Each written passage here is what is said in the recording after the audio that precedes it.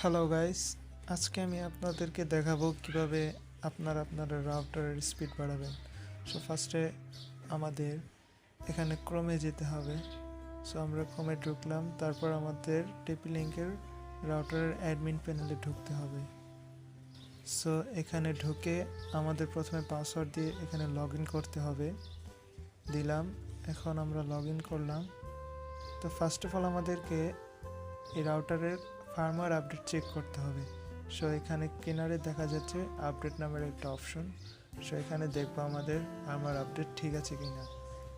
আমরা দেখতে পাচ্ছি ওই যে ওখানে ফার্মওয়্যার আপডেট লেখা, আমরা এখানে ক্লিক করলাম। এখন আমাদের দেখা যাচ্ছে যে আমাদের ফার্মওয়্যারটা আপ টু ডেট। এই যে এখানে ফার্মওয়্যার দেখা যাচ্ছে আপ টু ডেট, তার মানে এই ফার্মওয়্যারটা লেটেস্ট ভার্সনেই আছে।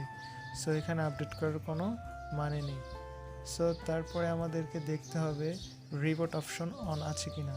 শিডিউল রিবোট যদি অন থাকে তাহলে আপনার রাউটার অটোমেটিকলি প্রতিদিন অন অফ হবে, এতে করে আপনার রাউটারের পারফরমেন্স খুব ভালো থাকবে।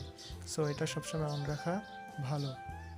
সো তারপরে আমাদের দেখতে হবে ডিভাইস কতগুলো কানেক্ট আছে। সো এখানে আমরা দেখতে পাচ্ছি ডিভাইস মোটামুটি ভালোই, অনেকগুলো কানেক্ট আছে।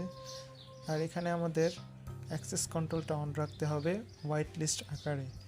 হোয়াইট লিস্ট করে যদি আমরা অ্যাক্সেস কন্ট্রোল অন রাখতে পারি তাহলে যে কেউ আমাদের রাউটারে কানেক্ট হতে পারবে না, এতে করে আপনার রাউটারের পারফরমেন্স খুবই ভালো থাকবে।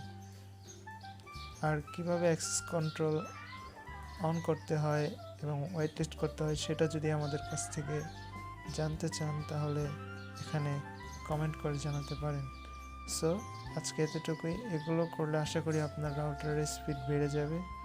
সো আপনার এগুলো ট্রাই করে দেখতে পারেন।